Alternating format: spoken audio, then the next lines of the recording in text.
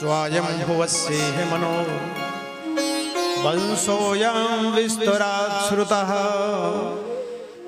यत्र विश्वसृजं तन्मे मनुनन्यान् वदस्व नः। परीक्षित जी ने निवेदन किया कि आपने स्वयंभू मनु 14 मनु हुए, स्वयंभू, स्वारोचिस, उत्तम, तामस, रैवत, इंद्र सावरणी, वैवस्वत मनु, सावरणी, देव सावरणी, रुद्र सावरणी, विष्णु सावरणी, इंद्र सावरणी, ये 14 मनु। रैवत मनंतर में भगवान ने हरि रूप धारण किया और गजग्राह की मुक्ति की।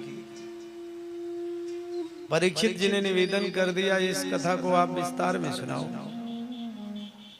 सुखदेव जी महाराज कहते हैं, राजा आसीत गिरिवरो राजन त्रिकूटैति विश्रुता क्षीरोदेन वृतः पूर्वं योजनामुच्छ्रितः। समुद्र के बीच में एक पर्वत है, जिस पर्वत का नाम है त्रिकूट, गिरि त्रिकूट।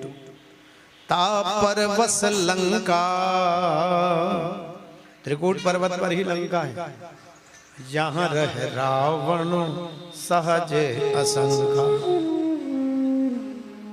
लंका आज भी बहुत सुंदर है। जो सुंदर कांड में आप लंका के वर्णन को सुनते हो, आज भी सुंदर लंका है। हमने पूरी लगभग लंका घूमी, अद्भुत। एक वनांचल में, त्रिकूट के वनांचल में एक मदमस्त हाथी रहता है परिवार के साथ। परिवारजनों ने कहा, अकेले घूमते रहते हो, हमें भी ले चला करो। कहा चलो। सारे परिवार के साथ हाथी भ्रमण करते हुए, गर्मियों के दिन थे, सारा परिवार प्यासा हुआ। सभी ने कहा जल पिलाओ।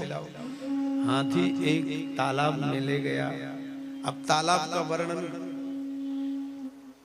20वें श्लोक में लिखा है। कितना सुंदर तालाब है, रंग बिरंगे कमल प्रस्फुटित हैं, छायादार वृक्ष, गुलमलताएं खिली, अद्भुत वर्णन है बाबू उस तालाब। हाथी ने कंचन जल भरा था, सभी को पान कराया। नहाने का शौकीन होता है तो सभी को सूंड से जल लेकर के सबको नहलाया, जल उली चुली। अहंकार वश उस तालाब में प्रवेश कर, उसमें एक मगरमच्छ रहता था। हाथी को खींच लिया, मझधार में ले गया। अहंकारी हाथी उसे कुछ भी नहीं समझता था, लेकिन धीरे धीरे रक्त शोषण कर विशाल काय हाथी को दुर्बल बना दिया।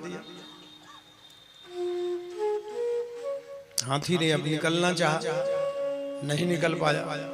पूरे परिवार ने सहयोग दिया, लेकिन सब अंदर चले गए तालाब के अंदर, कोई नहीं निकल पाया। एक दूसरे को पकड़ पकड़ पूरा परिवार हाथी का छोड़ करके जाने लगा। तो हाथी बेचारा मझधार में फंसा, आवाज करता, भाई कहाँ जा रहे हो? परिवारजनों ने कहा, कब तक साथ देंगे, भूखे प्यासे अब जा रहे हैं। तो हाथी ध्यान से सुनिए, ये हम आप सबकी कथा है। हाथी ने कहा, हमने आप सबके लिए सब कुछ कहा है, किया है। तो परिवारजनों ने कहा, हमने भी तो किया। आपने अपने कर्तव्य का पालन किया, हमने भी किया। अब बस कर। धीरज धर्म मित्र अरुणारी, आपतकाल पर रखिए चारी। सारा परिवार छोड़कर चला गया। अब हाथी को भगवान ध्यान आए, और तो कोई था ही नहीं। सुखदेव जी महाराज कहते हैं, एवं व्यवसितो बुद्ध्या समाधाय मनोहृदि जजाप परमं जाप्यं प्राग्जन्मन्यनुशिक्षितम्। हाथी ने भगवान को पुकारा। कैसे पुकारा? सवरिया